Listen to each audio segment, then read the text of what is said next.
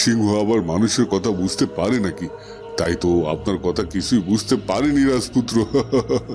আমার রাগার তো একটাই কারণ মহারানী, সেটা হলো তোমার আদরের রাজপুত্র কর্ণ।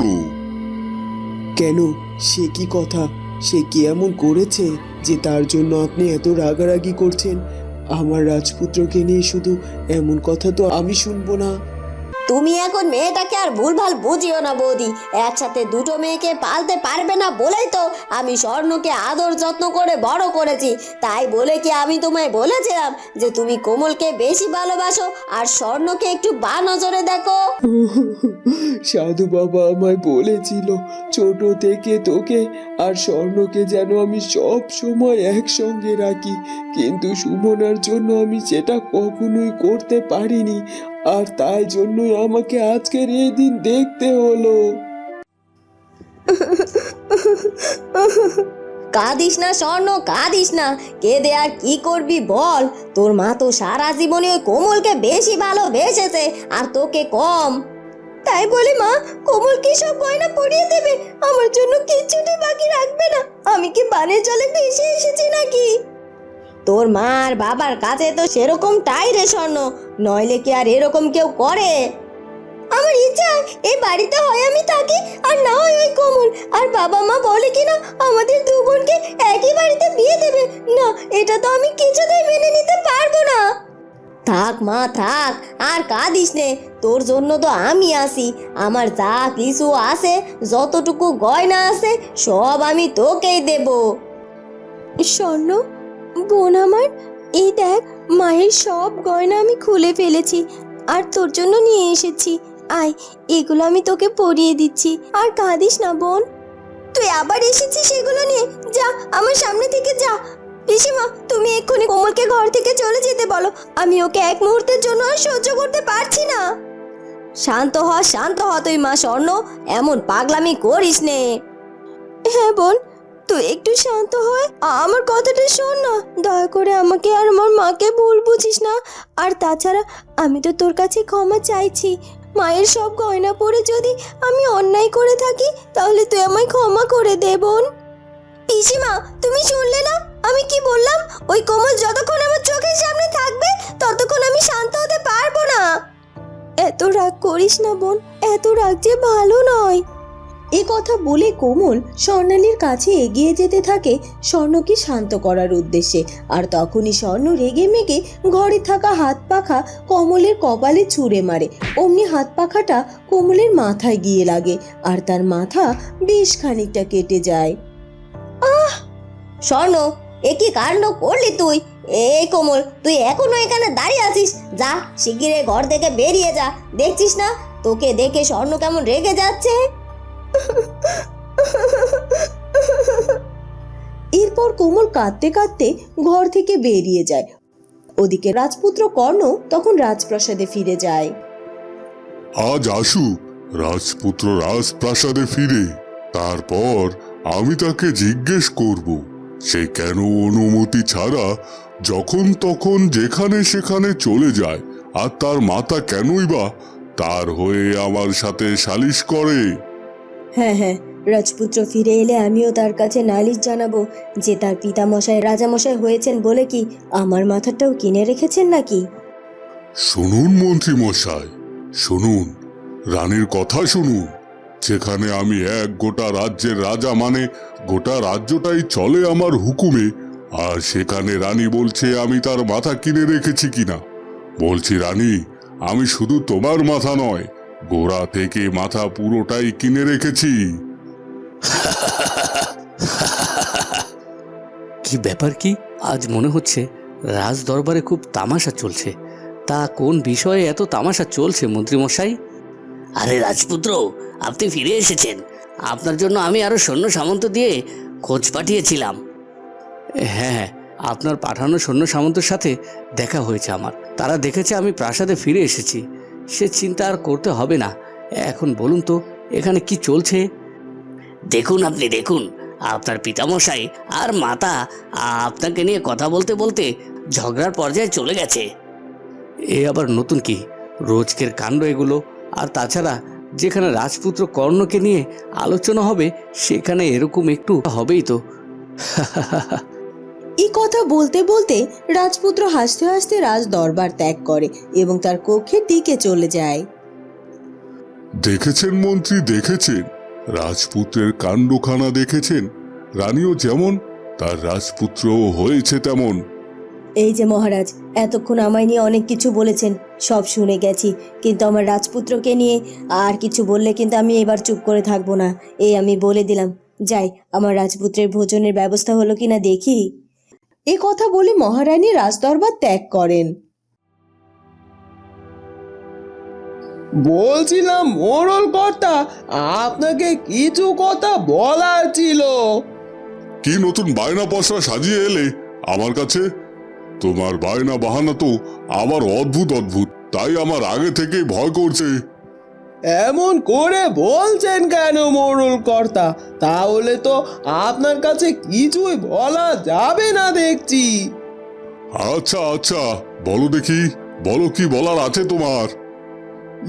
মানে বলছিলাম কি, আমাদের আবির তো এখন যথেষ্ট বড় হয়েছে, ওর একটা বিয়ে দিলে হয় না?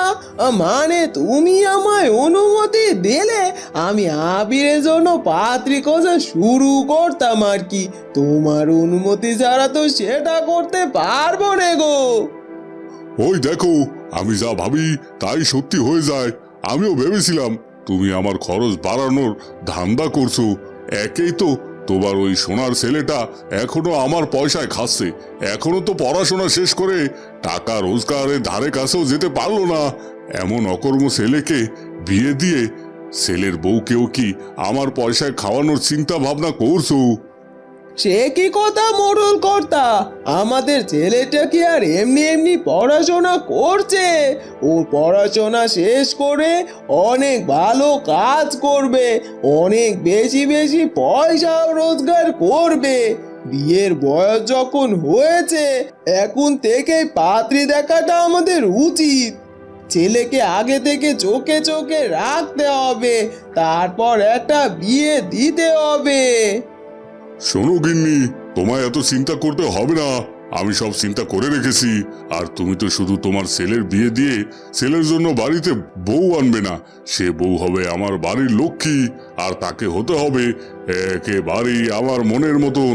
তাই আমি আমার বাড়ির বউ যে হবে তাকে আমি পছন্দ করেই রেখেছি। কি, আমার ছেলের জন্য তুমি মেয়েও পছন্দ করে রেখেছো? তা কোন বাড়ির মেয়ে? কে সে? আর তার বাড়ি বা কোথায়? নাম কি?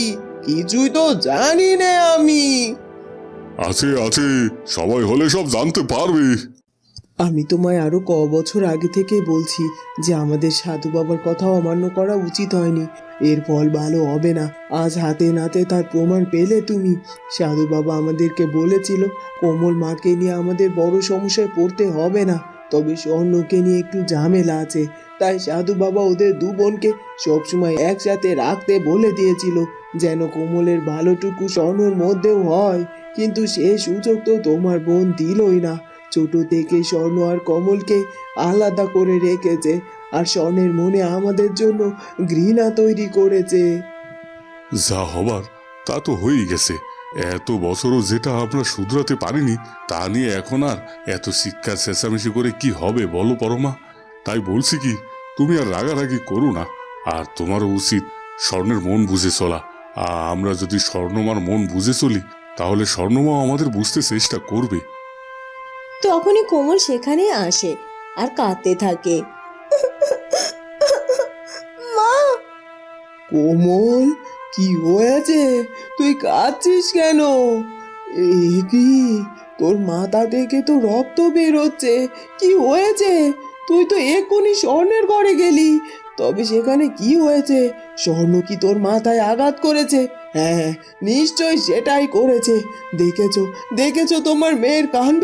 সে আমার এই সহজ সরল মেয়েটার মাথা পর্যন্ত আজ ফাটিয়ে দিয়েছে। স্বর্ণ যে এত বাড়াবাড়ি করতে পারে এ তো আমার ধারণা ছিল না। দাঁড়াও, আমি এক্ষুনি গিয়ে স্বর্ণকে কিছু একটা বলছি।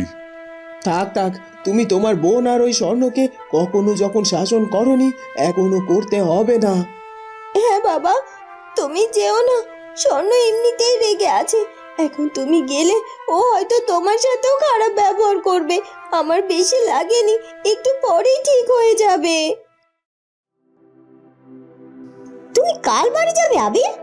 হ্যাঁ রিমি, যেহেতু এবার গরমের ছুটি হিসেবে বেশ কয়েকদিনের ছুটি পেয়েছি, তবে ভাবছি বাড়িতে গিয়ে মায়ের সাথে কটা দিন কাটিয়ে আসি। ও অনেকগুলো দিন হলো মায়ের সঙ্গে আমার দেখা হয় না। তাছাড়া যখন 1-2 দিনের জন্য বাড়িতে যেতাম, মা সব সময় মন খারাপ করতো আর বলতো কটা দিন থেকে যেতে। এবার যেহেতু বেশ কদিনের ছুটি পেয়েছি, তবে আমি একটা দিনও নষ্ট করতে চাই না, তাই কালই বাড়ি চলে যাব। ও, সে যাও, মায়ের কাছে তো সন্তান যেতেই পারে, কিন্তু তুমি ছুটির সবগুলো দিনই বাড়িতে গিয়ে কাটিয়ে আসবে, তাহলে তো আমার সঙ্গে অনেকগুলো দিন দেখা হবে না তোমার। হ্যাঁ গো, বেশ কটা দিন তোমাদের কারোর সঙ্গে আমার দেখা হবে না। ইস, আমার বাড়িটা যদি তোমার বাড়ির কাছে হতো তাহলে আমি তোমার সঙ্গেই যেতে পারতাম। এবার তুমি বলো তো, তুমি আমায় ভুলে যাবে না তো বাড়িতে গিয়ে? বেশ কটা দিন যেহেতু গিয়ে থাকবে। রিমি, এ কি বলছো তুমি? তোমায় আমি ভুলে যাব কেন? আর হ্যাঁ, এবার আমি বাড়ি গিয়ে তোমার কথা বলবো মাকে, যেন এরপর থেকে ছুটিতে আমি একা নয়, তোমাকে নিয়েও যেতে পারি আমার সঙ্গে আমার বাড়িতে। সত্যি বলছো তুমি? তোমার মা বাবার কাছে আমার কথা বলবে এবার? বাবার কাছে বলতে পারবো কিনা জানি না, তবে মায়ের কাছে তোমার আমার সম্পর্কের ব্যাপারে সব কিছু খুলে বলবো। এই দেখেছো, রাজপ্রাসাদে ঢুকে সবার প্রথমে আমি যে কথা বলতে চেয়েছিলাম পিতামশাইকে, সে কথাটাই তো বলা হয়নি। কি কথা বলতে চেয়েছিলে তুমি তোমার পিতামশাইকে রাজকুমার? রাজ্যের বাইরে গিয়ে আমার এক প্রজার সঙ্গে কথা হয়েছে। প্রজাদের কিছু সমস্যার ব্যাপারে আমায় খুলে বলেছে। সে বিষয়ে পিতামশাইয়ের সাথে আমার কথা আছে মাতা। সে কথা পরে বলা যাবে ক্ষণ, এখন তোমার ভোজনের সময়। আমি তোমার ভোজন কক্ষে ডাকতে এসেছি, চলো চলো শিগগিরই। না না মাতা, আমাকে পিতামশাইকে সেই কথা এক্ষুনি জানাতে হবে। পরে যদি আবার ভুলে যাই তখন? সে চিন্তা তোমায় করতে হবে না, আমি পরে মনে করিয়ে দেব তোমায়। আচ্ছা বেশ, চলো। দেখো, দেখো তো পিসিমা, আমায় কেমন দেখাচ্ছে মায়ের সব গয়না পরে। ও মা, শোনো, তোকে তো একদম স্বর্ণের অলংকারের মতো জল জল করছে তোর শরীরখানা, একেবারে রাজমহলের রানীর মতো লাগছে। সত্যি বলছো পিসিমা? আমার সত্যি রানীর মতো লাগছে?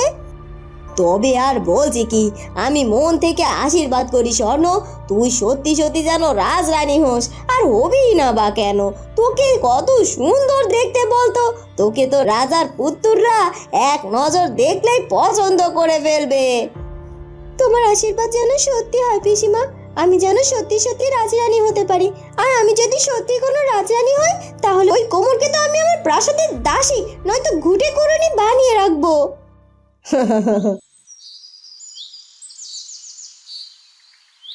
বিধাতা, তোমার কেমন বিচার?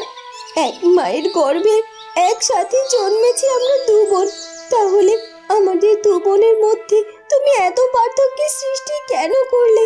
আমার বোনটার মনটা আরো শান্ত করে দাও তুমি বিধাতা। ও যেন আমার সঙ্গে, বাবা মার সঙ্গে এমন দুর্ব্যবহার না করে। এই একটাই চাওয়া তোমার কাছে আমার, আর কিচ্ছু চাই না। আর আমার বোনটা যেন জীবনে অনেক সুখী হয়, ওর যেন অনেক বড় বাড়িতে বিয়ে হয়, ওর মনের মতো যেন বর ঘর সব কিছু পায়। বন্ধুরা, কি হতে চলেছে এরপর সেটা জানবো আমরা স্বর্ণকমল গল্পের পরবর্তী পর্বে। আর আমাদের আজকের পর্বটি ভালো লাগলে অবশ্যই আমাদের চ্যানেলটিকে সাবস্ক্রাইব করে দিও। দেখা হবে পরের পর্বে। ধন্যবাদ।